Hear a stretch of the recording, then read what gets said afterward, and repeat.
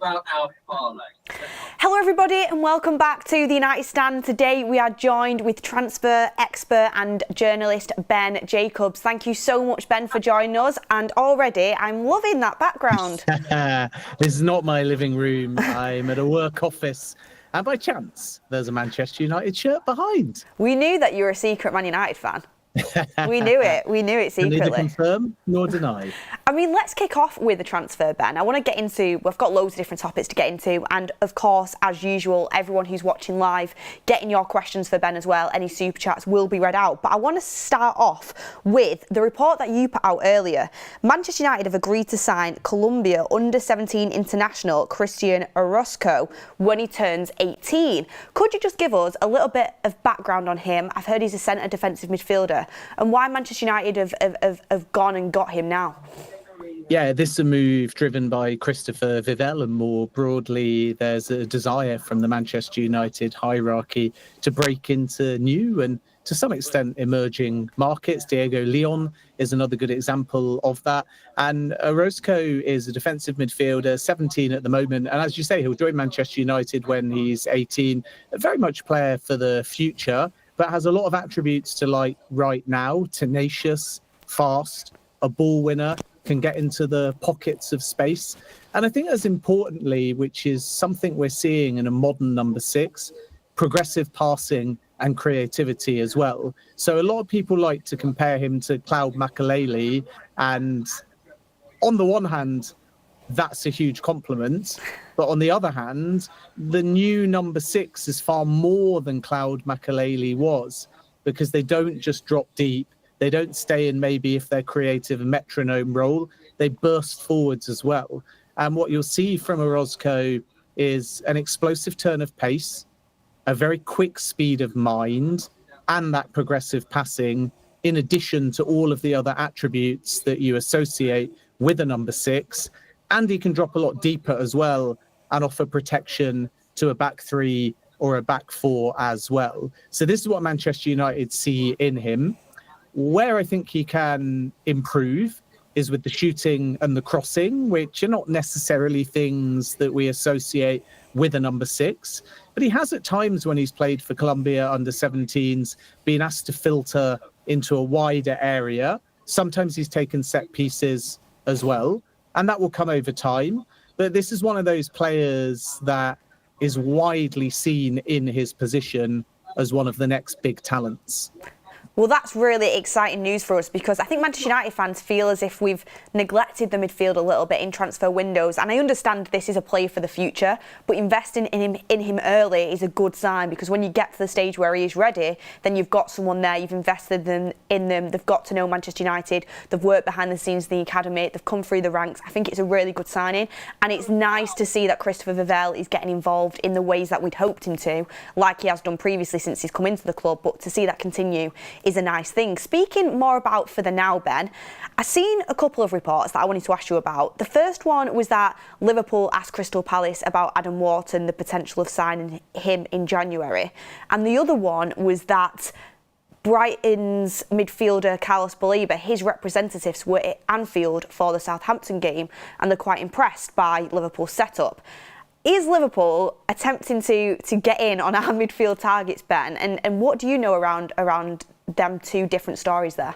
Yeah, at the moment, I'm not really aware of Liverpool making a particular push for a deeper lying midfielder. If anything, should Liverpool add, it might be more an attacking midfielder. Okay. With the likes of Adam Wharton and Carlos Baleba. We know that they're going to be in demand. My understanding with Wharton is there's kind of a gentleman's agreement in place, allowing him to leave Crystal Palace next summer. So that's clearly going to be one to watch. And in the same way that Eberechi Eze, even though it wasn't his release clause, was allowed to depart even after the release clause expired, I think Wharton could leave Crystal Palace next summer.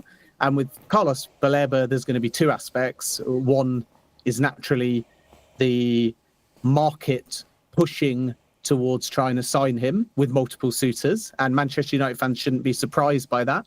One of the reasons why they did all the legwork over the course of the final sort of weeks of the window was to try and put themselves in the strongest possible position, because I think they will be moving for Carlos Baleba. You don't commit to what would have been potentially 100 million plus spend and then just walk away, because there'll be a point in 12 months' time where that player is for sale. But the second aspect is obviously price. And even though many may feel 100 million is a lot of money and something that could get a deal done, Brighton's data and Brighton's approach is to think this is a player that might be Moises Caicedo type fee, 115 million or more in 12 months' time. And that projection of value effectively priced Baleba out of the market and stopped anybody bidding, because Brighton felt no one's going to match the valuation from a year's time, and therefore the player is simply not for sale. So if Manchester United want Carlos Baleba, they don't have to worry about Liverpool or anyone else. They have to worry about probably finding 100+ million, maybe even closer to 115 or 120 million, hoping that Brighton want to sell, which is far more likely in a year's time. And then will they be head-to-head with Liverpool? We'll have to wait and see, but I think Liverpool might be more inclined to go for a Morgan Rogers type player. But if it isn't Liverpool, there's bound to be other suitors for Carlos Baleba, and that's the whole point, really. Brighton think, first of all, in a year's time, there'll be multiple suitors, so the price goes up. And second of all, his form, hopefully from Brighton's point of view, in the next 12 months, also adds to the valuation as well. And then with Manchester United and senior midfielders, I think there is a strong possibility, like we saw on the last show, that two come in. So could it be Baleba and Wharton, or two other senior midfielders? Absolutely. First of all, because Casemiro could still depart, even though he's found favour under Ruben Amorim. Second of all, because Bruno Fernandes could go off to Saudi Arabia, and that could fund the window in 12 months' time. And third of all, because there's a question mark over the future of Kobbie Mainoo. Well, that's really interesting, Ben. It's kind of good to hear that maybe them talks with Liverpool aren't so advanced like a lot of Manchester United fans got worried about. Just on the Baleba thing there, and I do want to ask you about other targets as well. We've spoken on the show before, and we've spoken about how Baleba and Wharton are very high on Manchester United's list. Just on Baleba, he's not had the greatest start to the season. Now, I think he's still a very good player, but he's a young player, had a really good year last year, but the start to the season hasn't been great for him. If it carries on like that, do you think Brighton will have any sort of motive to potentially sell him earlier in January, or the price tag coming down a little bit?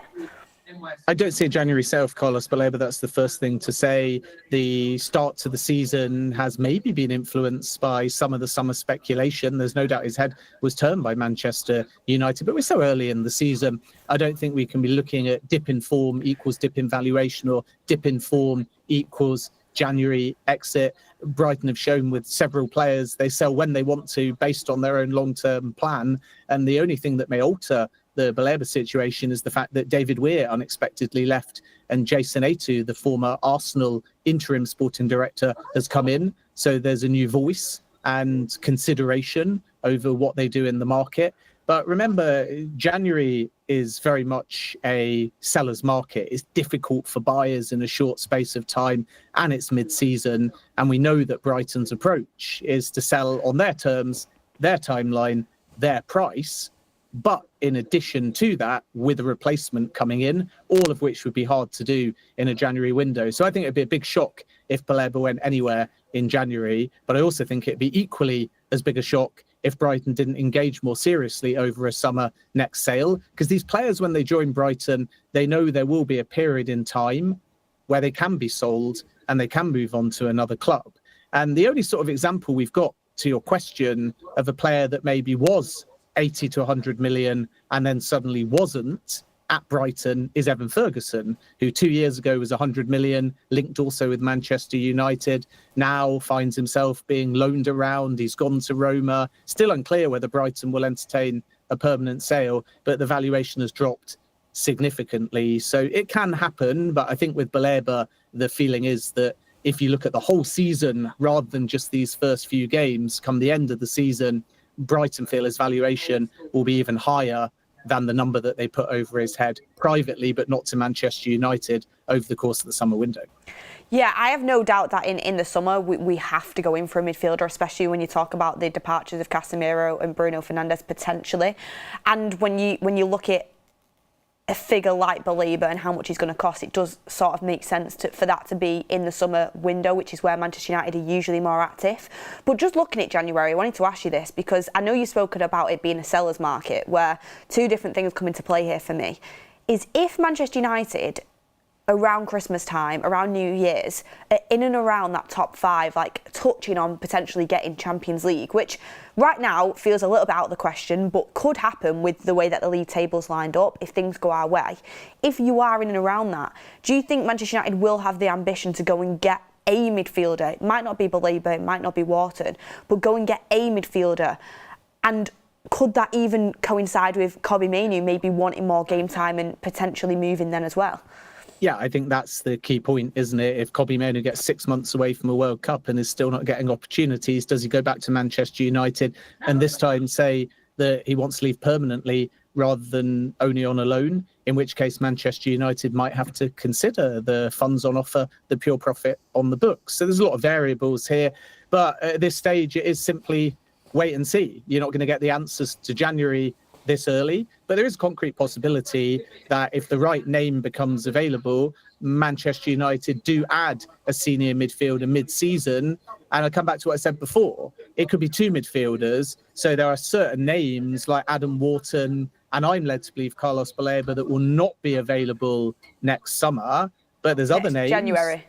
They'll not be available in January, sorry. Yeah. I was going to say, hopefully they are in summer. But in the summer will be available. There's other names that could be available mid-season if Manchester United have the funds from potentially a Kobbie Mainoo exit. We'll have to wait and see what transpires. So that's the thing I think to get your head around, that there will be a midfield revamp at Manchester United, with number 6 being the key priority and the easiest window to do that revamp next summer. But as you say, if the season's ticking along nicely, if they show ambition, if they can bring in another fee, maybe from Kobbie Mainoo, but the other extreme is he signs a new deal. So again, it is just a watch and wait and see. Then there could be some kind of January arrival, but it's harder to get the calibre of names we're talking about in January compared to next summer. Yeah, I can understand that. They are big name players that are going to cost Manchester United a fair bit of money. So, but for me, just as purely as a Manchester United fan, if I'm in and around Champions League places and we don't go and buy a midfielder, which I feel like is so crucial, that would be a letdown for me, because that window's there for a reason. Doesn't have to maybe be an Adam Wharton or a Baleba. Would love either one of them, but for me, there's other names out there that I think would improve this team. I mean, just speaking of other midfield names, Ben, there's been a couple of other names linked. Is there any that you know that are on Manchester United's list potentially for when they do reinforce that midfield? I mean, I repeat what I've said before, that I expect Manchester United to be back for Carlos Baleba, and I feel the approach last summer was almost spending 2026 money.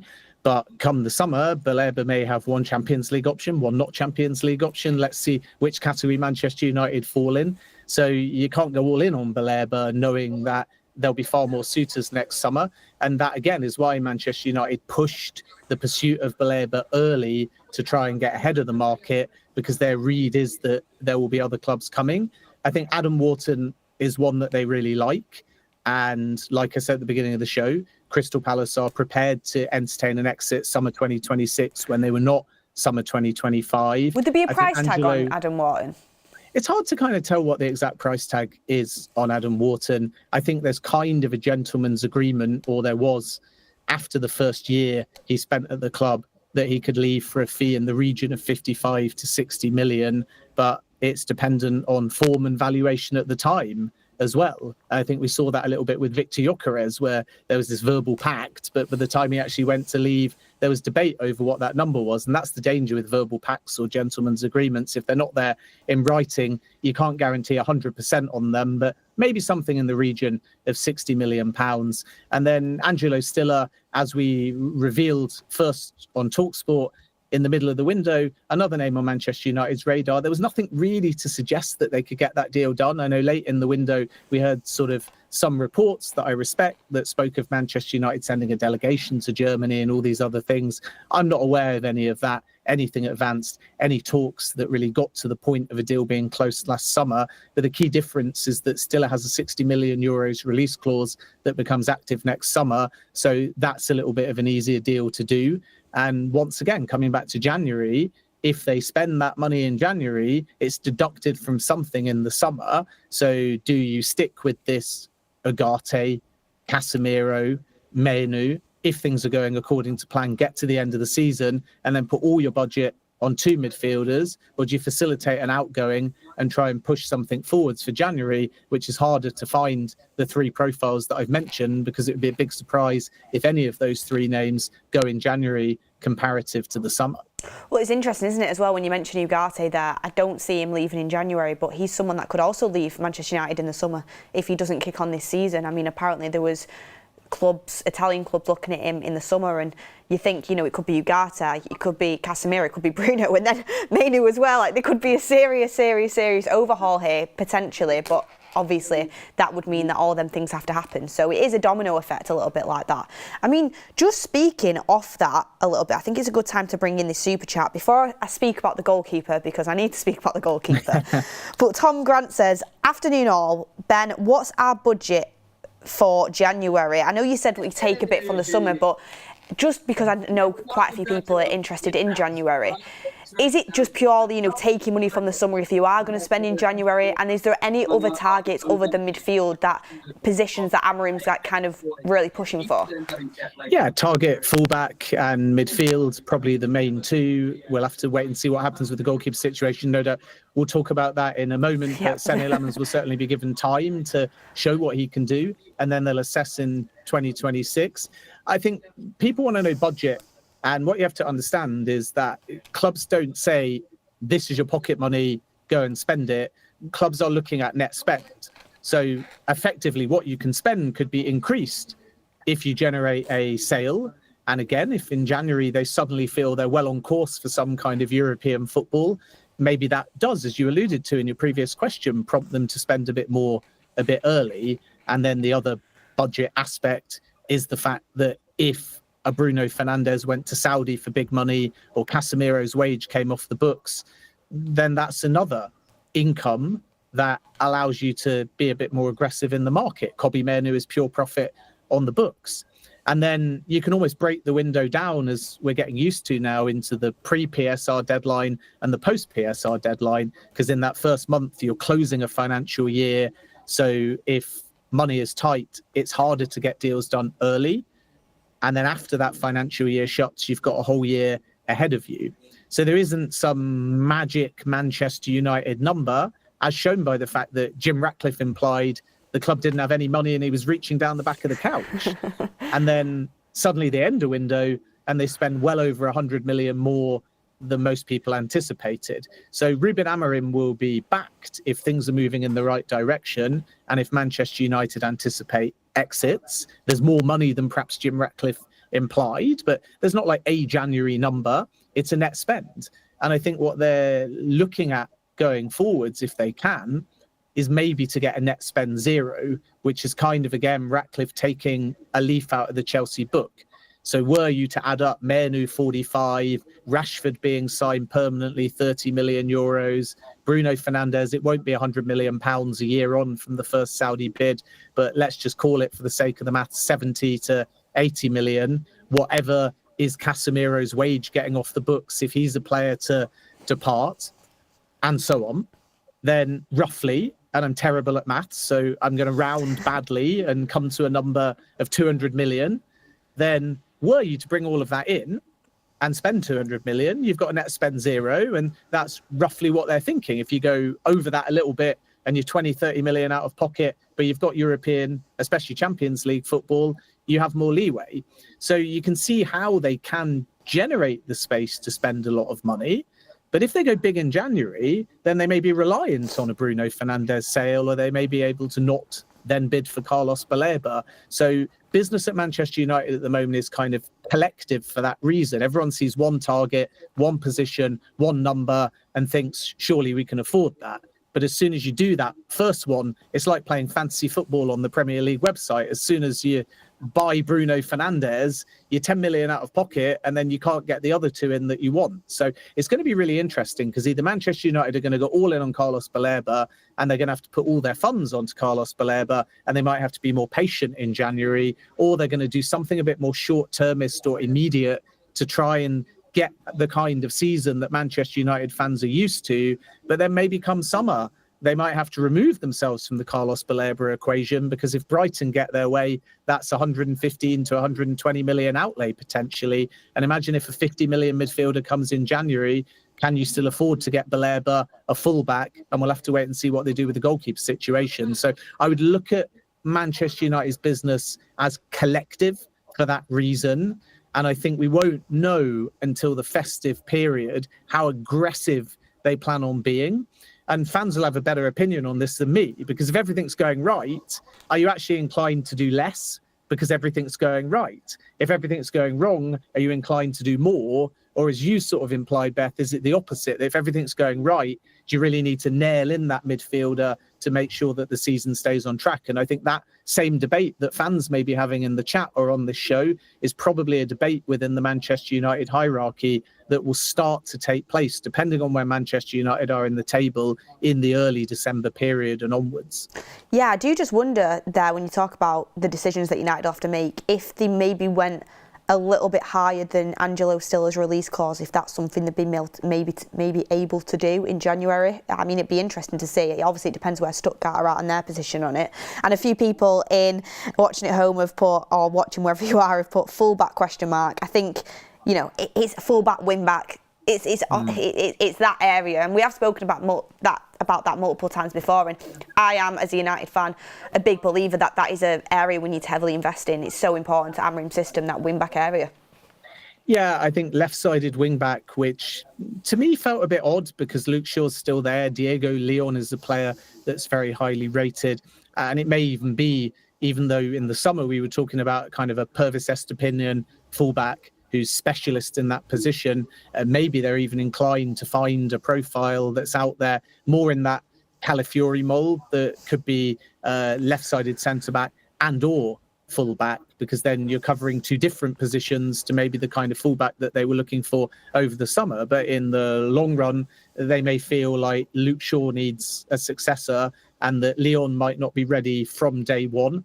So I think that left-sided centre-back is going to be a possibility if they can play left back as well, or, as we alluded to over the summer, someone more specialist in that position. And we'll wait and see what kind of targets they pursue. At the moment, I don't have many names in that position. They didn't want to bid for Estupiñán. He ended up going to Milan. And that shows you that it wasn't that much of a priority over the summer, but more of a priority to Amorim, as far as I'm aware, than necessarily the wider recruitment team. And that's kind of something I find really interesting generally within Manchester United. Amorim's priorities, 2 number 10s, he got them. Everyone wanted a number 9. And then Amorim really pushing for a fullback and a midfielder, but the recruitment team saying, we think we can wait. So if things are not going according to plan, you would expect Ruben Amorim to be saying, as he said publicly, it's not the system, it's the fact that I don't have those missing pieces. Go and get me a midfielder as soon as possible. Go and have me a fullback as well. But you can't always get everything that you want within one window. So this is the challenge for the recruitment team, especially without Champions League football and budget, with a tighter PSR position, with a big spend already from the last summer, probably more than they budgeted for on day one to try and back Ruben Amorim. You've got to find a way of getting the players that are the right standard for Manchester United at the right price on a tight budget. And naturally, if Amorim can just get that bit extra out of this team and get them on the right track,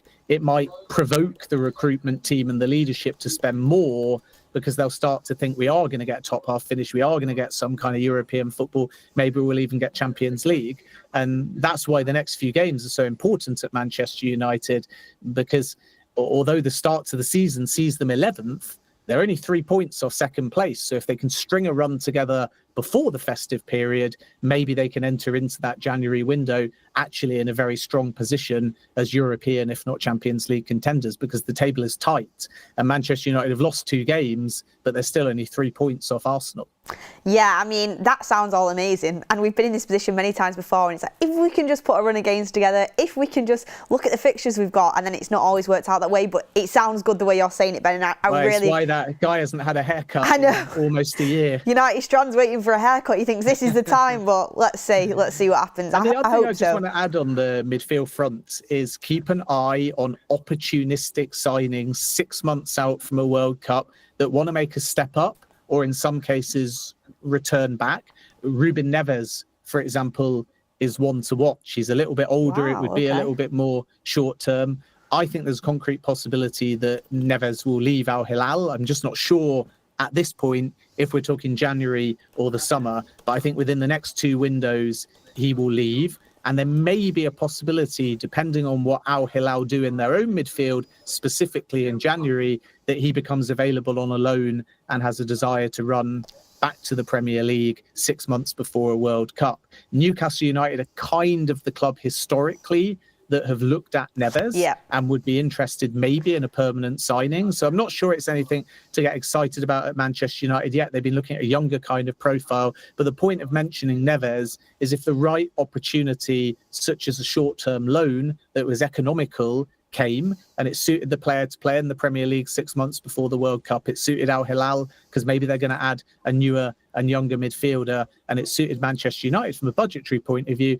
that's the kind of signing that they could make, maybe without even a commitment, and then come the summer, still have the budget and the space to go for some of the other targets that we mentioned earlier in the show. Interesting. Keep an eye on opportunistic signings, everyone. Ruben Neves, one to watch. I mean, I think he's a really good player, but I mean, if it was him or nothing, I'd go with him, because he's a good player. He's Premier League proven. It'll be interesting to see what road Manchester United and INEOS go down on that one, but thank you for that insight, Ben. I've got so much more to talk about. Honestly, I'm going to be chewing your ear off, but I need to talk about the goalkeeper situation, because we've spoken about Senne Lammens. You suggested maybe after the international break he might get a little bit more time, might get eased in, but he's going to get an opportunity to prove himself as the number one. That's why he was brought into the football club. There's been reports this week that Ruben Amorim still wants a number one goalkeeper. I mean, how much intel do you have on this? We've been linked to Mainoo. We've been linked to Diogo Costa. Apparently Amorim really likes him. Is Ruben Amorim still pushing for that number one goalkeeper?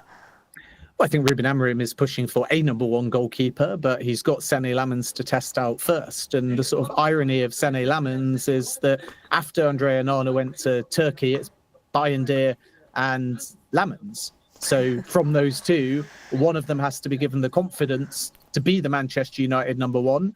And I'm told, as you say in your question, that it will be Lammens between now and the festive period, or now and the end of the year, that will be bedded in after he's acclimatised, with the chance to show what he can do. And in an ideal world, if he commands the number one spot, then I think there's a realistic chance in 2026 that Onana goes permanently, that Bayındır leaves, and either way, you need another goalkeeper in 2026. If they stick to their original Lammens plan, this was right at the beginning of the window when Onana was still at the club and he had his hamstring injury. Lammens was sort of for the now and the future, and maybe was a bit more billed as like a number two because Onana was still there. So that tells you that they've always wanted Lammens to come in with potential to be number one, but bed in. Now they don't have that choice. So it shifted a little bit. And Lammens is going to be given the opportunity, I'm told, to be the number one, let's just call it, at some point between now. Maybe he'll still need a few more weeks, and when the January window opens. And that will create a period of assessment. After that period of assessment, you've got 2 windows. And Manchester United will be informed clearly by how Lammens is training and how he does when he's given Premier League opportunities. And then they'll have to make a decision. But either way, there'll be another goalkeeper, as far as I'm aware, coming in 2026, because Bayındır could leave, because Onana is likely to depart. So then they've got a judgment call to make. Do they come back for Emi Martinez more likely in summer than January, knowing the price will have dropped? That's one possibility. Mike Maignan, the links are just there because he's going to be a free transfer as it stands, unless he signs a new deal at Milan. So I think that's very logical that a series of clubs will like the idea of Mike Maignan. The wage is quite high, but free transfer, good value, and all of that. But it's too soon to tell, because Lammens has not been signed just to be a young number two, or just to wait until they find a more experienced number one, or just to be a stopgap. This is a goalkeeper that in circles, both Manchester United and the wider industry, is mentioned in the same breath as Mike Penders, another Belgium goalkeeper at Chelsea who's on loan at Strasbourg. And these two are seen as kind of generational talents, the next big thing, the next Thibaut Courtois, or whichever goalkeeper you want to compare them to. So don't be surprised if Lammens does well, if Manchester United change their mind and say, we've found our number one now. And I think Lammens knows that he's not just a stopgap number one until a more experienced number one comes in. But if he's not ready, then of course, if the proof's in the pudding and they think Bayındır and Lammens are not quite there yet, then 2026 will have to see them find more experience. And then Bayindir will leave, and Onana will leave, and it will effectively be Lammens and somebody else. But I think people are predicting at the moment another goalkeeper is going to come in who's more experienced than Lammens. Lammens is suddenly going to be the number 2. I'm not so sure that's the case at the moment, because the battle to get Lammens was not financial or was not club to club. It was the fact that this is a confident goalkeeper who had other opportunities in Turkey, even Aston Villa at one point, to be playing every single week. And his worry about coming to Manchester United was, how much game time am I going to get? So now we're in a scenario where he will get that game time. And if in that game time he does well, then I think in 2026, Manchester United's perspective on what kind of other goalkeeper they need could change. So at the moment, I'm told the number 1, at least between now and the end of the year, is in Lammens' hands. And then in January, depending on how he does, they'll decide what kind of goalkeeper they're going to add. But another goalkeeper will almost certainly come, because I don't think Bayindir will be that comfortable going back to being a number 2. And obviously Onana, even though it's only a straight loan, is aware that he's seen as surplus to requirements as well. So if 2 goalkeepers leave in 2026, logically another has to arrive. But what kind of profile specifically, we'll have to wait and see.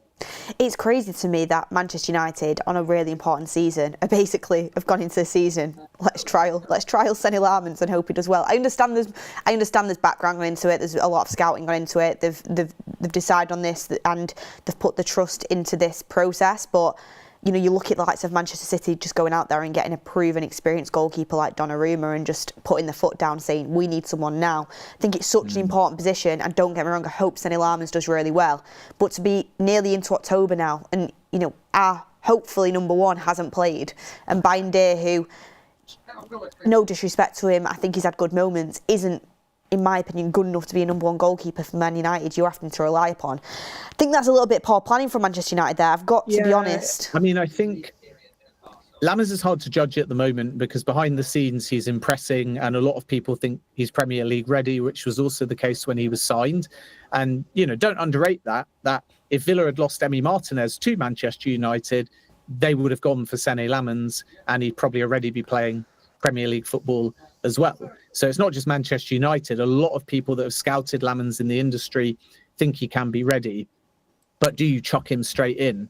Because if he made his debut with no acclimatization and no protection, and being relatively young, and made even one error, then you get a kind of meltdown and you're in that pressure cooker all of a sudden. So I think they want to be sure that he's had enough time to bed in, to get to know his teammates, to get to know the system, to get to know his surroundings. And personally, it's just my view, I'll be surprised if we're heading towards the festive period and Senne Lammens is not regularly between the sticks. I mean, let's see if there's any chance he starts at the weekend. I mean, you were thinking after the international break, just inclination there, and I kind of am with you on that. I think because he's not put him in there yet, he might wait until after that break. But let's see if he does start at the weekend against Brentford. Brentford away. Every game in the Premier League's tough, but remember, everyone, that it's an early kick-off for Manchester United on Saturday. Countdown to kick-off with me and Maud will be early, 10:30am. Get yourselves there. We'll be doing all the build-up, and then following that will be the watch-along, 12:30 kick-off away at Brentford, and Bumo's back at the Bees. You've got to be there and be with us all the way through in our coverage, so make sure you stay tuned for that as well. Next up, Ben, quickly, I wanted to ask you about Harry Maguire. I mean, rumours he might get a new contract, rumours that Man United might move him on. If he does move on, I assume we'll have to get a new centre-back. There's reports linking us to Jared Branthwaite once again. Do you think United will keep Harry Maguire on? His contract runs out next year. Or do you think they will move his wage off the books and potentially go into the market to replace him?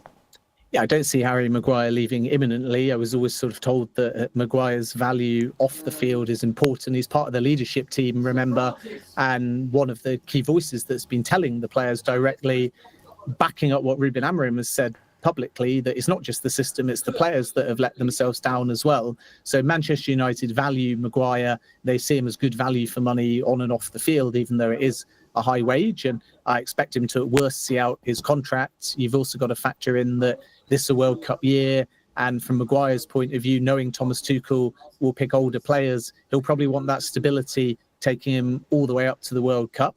But are they going to sign an heir to Maguire? Yes. And this is one of the things that needs to change at the club, and I think has been noted by those at the club, that if you look at Manchester United's need in midfield, if you look at older players like Shaw and Maguire, some of their contracts are running down. If you look at some of the players that have left on free transfers, like David De Gea, after they refused to agree a new deal. And again, there wasn't an heir or a successor really at the club at that point. This is very different to Liverpool, who have Milos Kirkos in, and Andy Robinson is still there. They have Alisson there, and Mamardashvili's joined, etc. And the well-run models and clubs bring in the name they need before the other player leaves. And there's an acceptance within Manchester United that that's something they're not doing well. An experienced player stays and does well, or stays and sometimes outstays their welcome, and sometimes has to because somebody else hasn't come in. So what they want to do is more in the mould of Diego Leon. He's got time to bed in. There's other players in his position, but one day he'll step up, and you won't be surprised by it because he'll have been at the club for a year or two. So with Maguire, they'll have to find a successor. I think Everton are confident that Jared Branthwaite wants to stay and is happy there. And the new ownership, the Friedkin Group, are not inclined to sell Branthwaite even for 60, 70, 80 million. And once you start talking about those numbers, it's very difficult for a club like Manchester United to do a deal. But I come back to what I said before. There will be defenders out there that are left-sided centre-backs and left-backs, more in that Calafiori mould. And rather than only looking at Manchester United and maybe signing a left-sided fullback, even though they're quite well stocked in that area, it might be to cover that and give everyone enough opportunities and pathways that you might see a scenario where the so-called fullback that comes in is actually centre-back fullback and equally comfortable in both positions. So then you're actually adding cover on that left fullback side, but at the same time, you're replacing Maguire. And that's why a player like Calafiori or Mosquera, they're so valuable to Arsenal because they have that ability to play in both positions. So I think replacing Maguire might not be as simple as finding a like-for-like profile. It might be bringing a younger kind of defender that's a bit more versatile than Maguire. But for now, I have no indication that it's so urgent because I don't see Maguire leaving Manchester United between now and the end of the season. At the end of the season, though, do you think there's a good possibility he might go on a free transfer?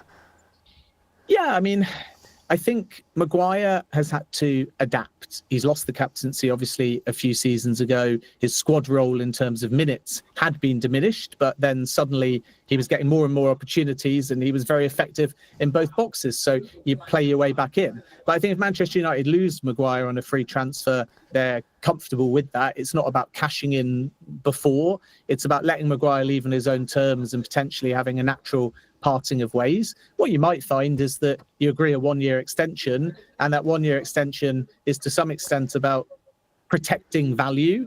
So if you look at Ilkay Gundogan, at the beginning of the summer, he signed a one-year deal. At the end of the summer, he's gone. So if you can get a player to just sign a one-year deal, then you protect the value and you can still choose to put them on the market in the summer.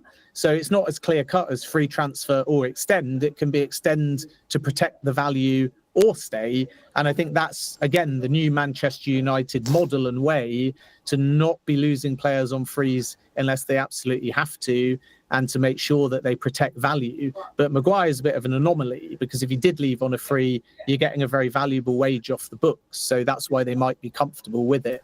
So there's a possibility if Maguire continues to get opportunities and have value that they discuss a one-year extension, but that doesn't automatically mean he'll do the one-year extension. I still think after the World Cup, we may be talking about Harry Maguire and Manchester United, whether if it's extended for a fee or whether on a free transfer, having a natural parting of ways.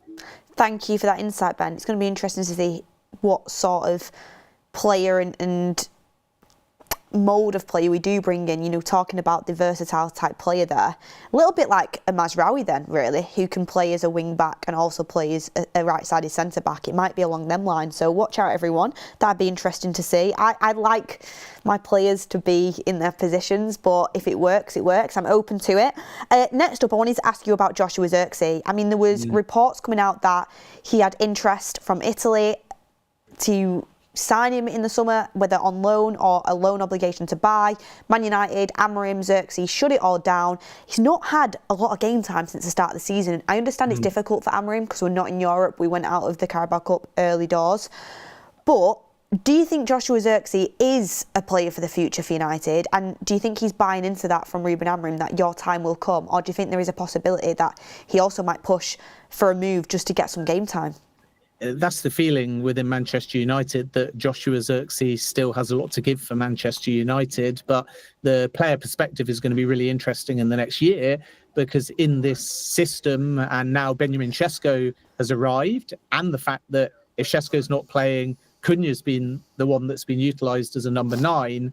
Zirkzee and what he may be offered prior to Ruben Amorim is a little bit different to now, because Zirkzee is liked at Manchester United, because even if he's not scoring week in, week out, he's offering a lot from deeper positions. He's doing quite a bit of unsung work, and at times he can be a defensive player leading from the front.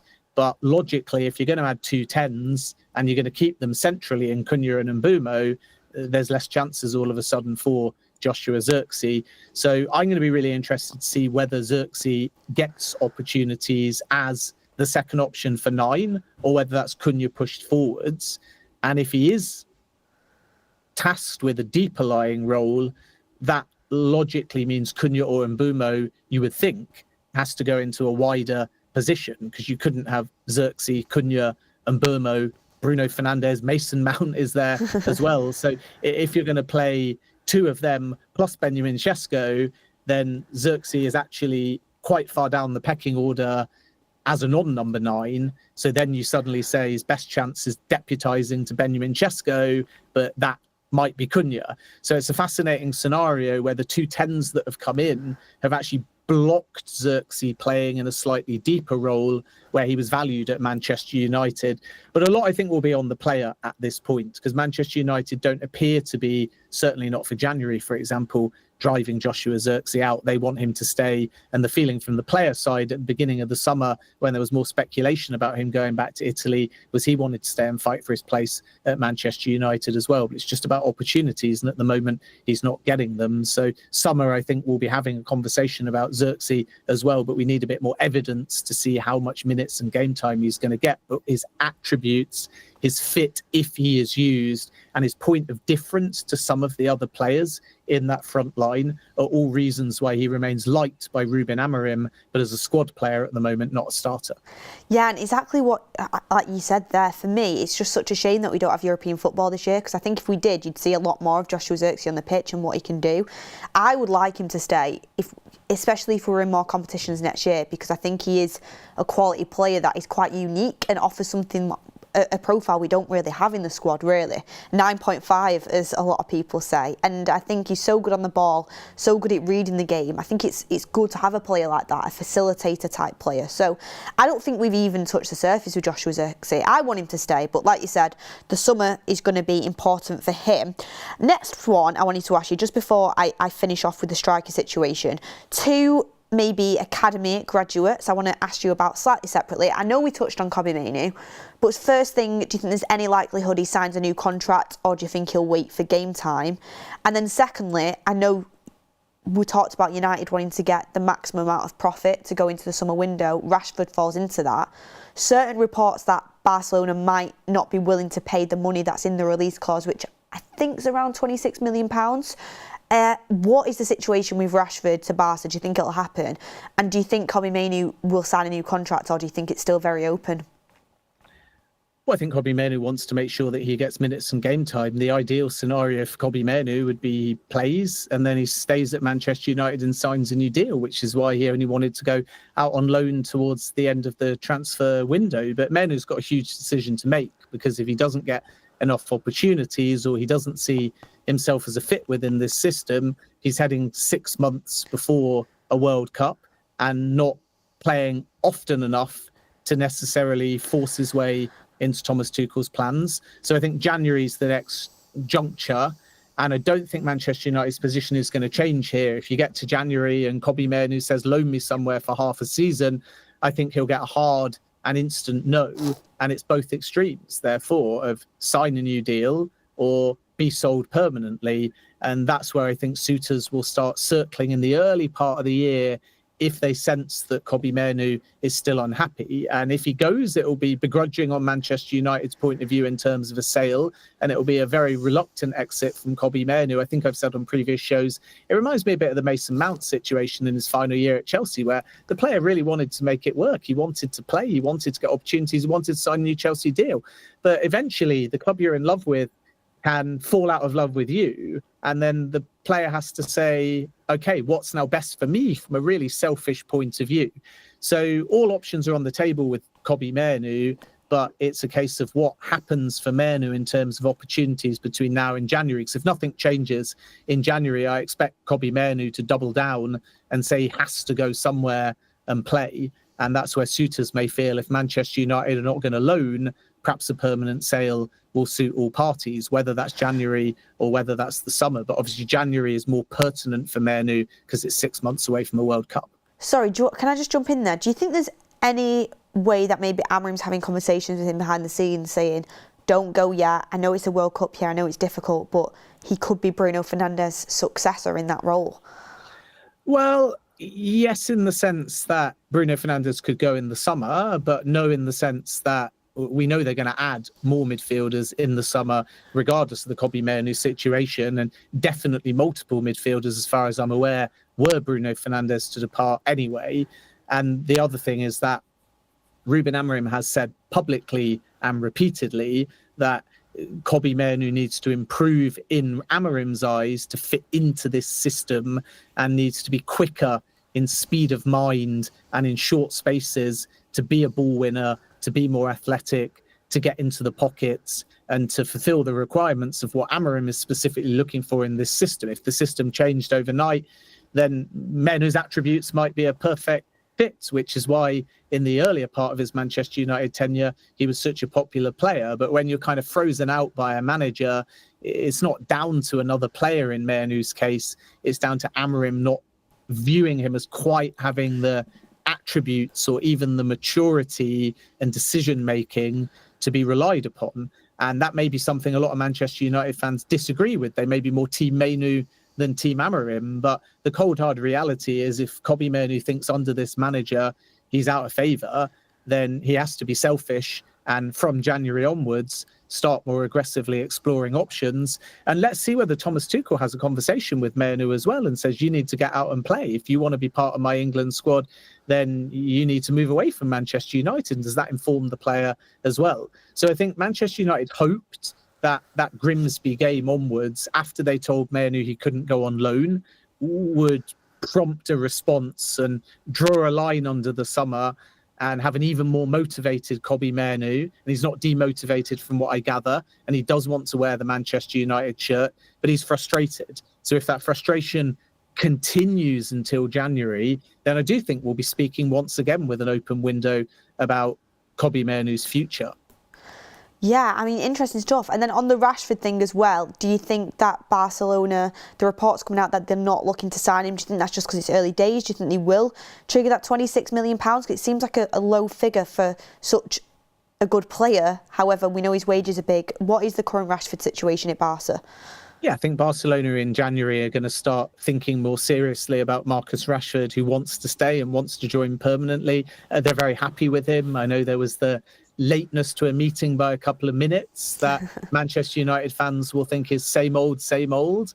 But the two goals, obviously, against Newcastle, particularly the second one, showed what Rashford is capable of. And if you couple that with a relatively bright loan spell at Aston Villa, it all adds up to a player that is definitely worth 30 million euros. So Barcelona have got a relatively low option to buy, but as you rightly say, a high wage. And they have to work out whether they've got the financial space to acquire Rashford permanently. And they probably won't know that, financially speaking, until a little bit later in the season when they start to assess who else they want to bring in and who else might leave. And that's why I think we're getting quite a non-committal position from sources at the moment. But privately, people I speak to, even if it's not quite said publicly at this point by the likes of Joan Laporta, privately, Barca would like to find a way to sign Marcus Rashford. And it's kind of win-win for Manchester United if Rashford shows the form like he did against Newcastle, because either Barca take the option to buy and then they get the wage off the books and they draw a line under it, or he does well and other suitors come in at a similar number or even higher. And again, he's put himself in the shop window. So a lot of people have asked me in the last few days, are Manchester United not privately quite sort of, maybe smug's the wrong word, but do they not feel vindicated by the fact that he's gone to another club and there's another lateness? And does that not sort of show that it's just how the player is and it's not a Manchester United thing? And I'm told quite the opposite. Manchester United want Rashford to work, to succeed, to do well, to put himself in the shop window, because then either Barcelona buy him or another club buys him and they can finally draw a line under the saga, because he doesn't have a long-term future at Manchester United. I think the other reason why Barcelona are being a bit non-committal in all of this is because the way they work is never just to take the option to buy. So even if Barca see value in 30 million euros, and even if Rashford has a worldy season and it feels like a steal, Barca's tactic will be to come back to Manchester United and try and get him for 20 million euros instead of 30 million euros, because that's how the club work. And then if Manchester United go, no chance, they'll have a decision to make. But the last thing you do with an option to buy over 6 months before the option needs to be triggered is start saying, we think we're going to take it, we're going to buy him, we want the player, because then you're in the weakest possible position to negotiate. Spurs did it with Matis Tel. They had an option to buy, they knew the player was going to join,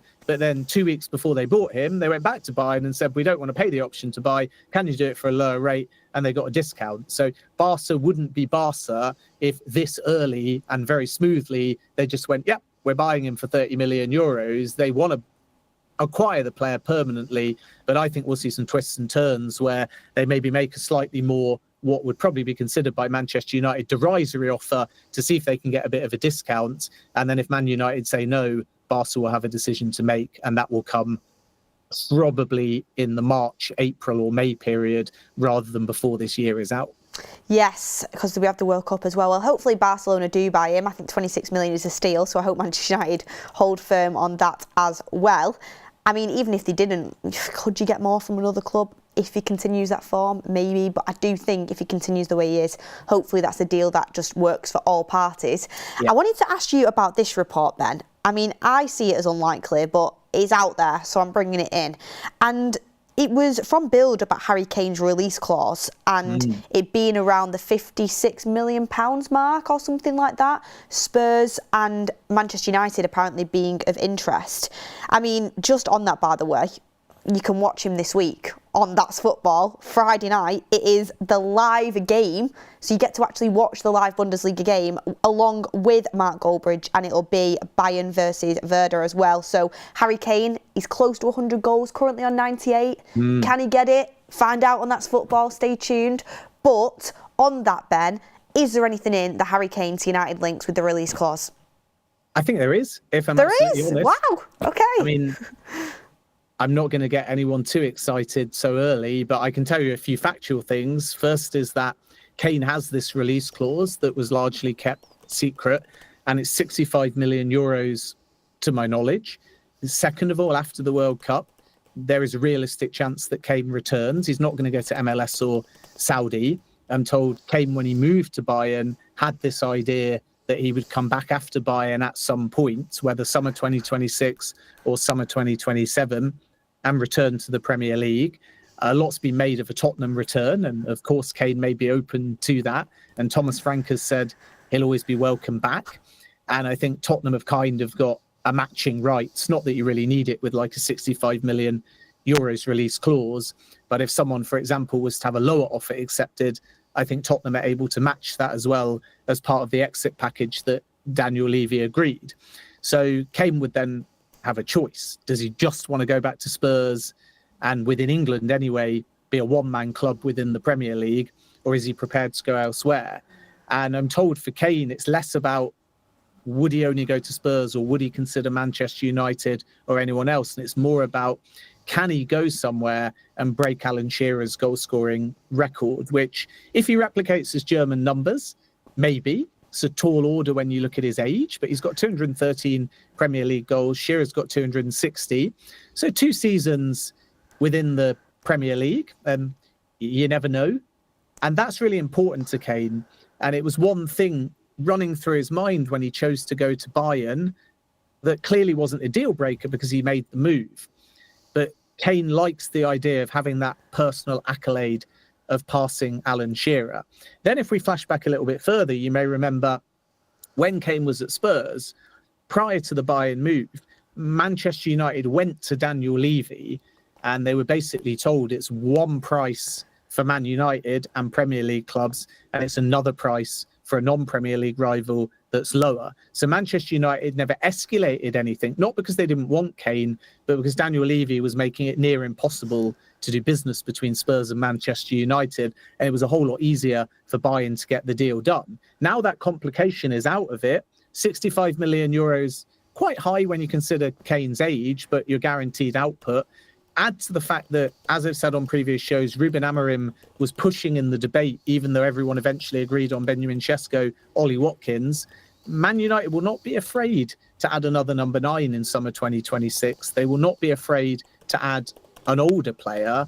And I think from Kane's point of view, I'd be surprised, even if his emotion and sentiment is with Tottenham, I'd be quite shocked if he was given a non-Tottenham option, such as Manchester United, if he went, no, there's only one club I'm playing for in the Premier League, and it's a return back to North London. Because Kane, from what I was told, was very open to Manchester United. There was just no way of Man United and Spurs getting anywhere close to a price. So Manchester United didn't bid.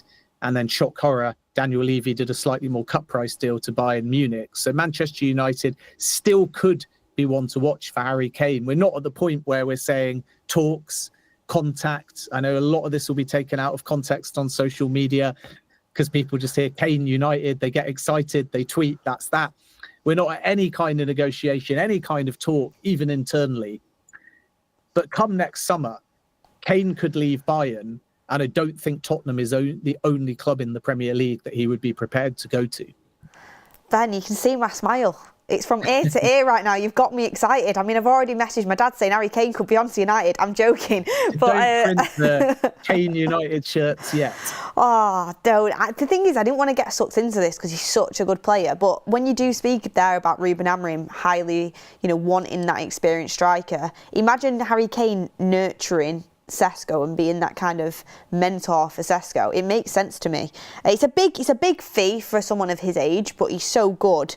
You struggle to see how it couldn't be worth it.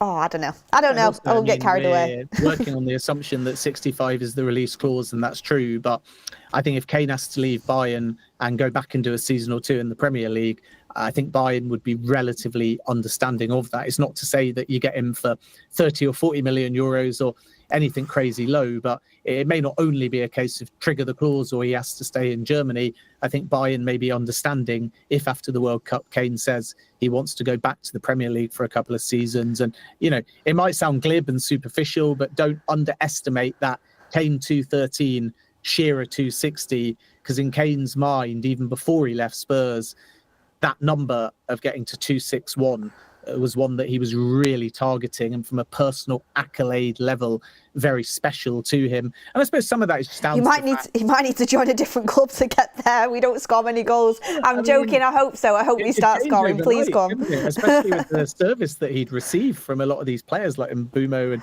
Cunha. But I think Mbeumo, Cunha, Kane as well is that at Tottenham he wasn't really able to win anything.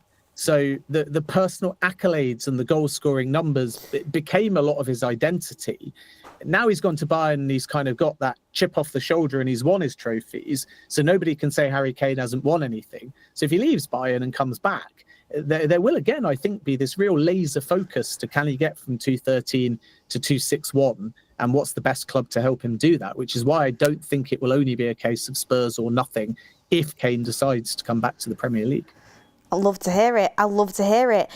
Everyone smash a like on the video. I mean, that's the news we should end on. But before I do end, I do have to quickly ask you. Farhan has asked me multiple times to ask this question, so I will. Beth, please can you ask about DiMarco? Apparently he's heavily liked by Ruben Amorim for a midfielder. Yeah, I think a lot of clubs like the player. I'm not aware at this point of anything developing between Manchester United and DeMarco, you have to also look at the age of the player to an extent as well. And I come back to what I said before. If you can get 27 to 30-year-old, of which I think DeMarco's on the lower end of that cusp, you might do something economical on a loan or short term if the wage isn't that high. But when they get into that summer and they're looking for a caliber of the player of a DeMarco or any other player, whether it's a left wing back or whether it's a central midfielder, I think they'll be looking for a little bit younger. And with a player like DeMarco who can go left back or left wing back, you have to also understand that dynamic with the other players already on that side, the development of Leon, Luke Shaw's future, Dorgu, and so on. So it'd be interesting to see if they do go for a specialist fullback, what kind of profile, and whether they bring in an undisputable starter or whether maybe more likely, like with Leon, they buy someone young.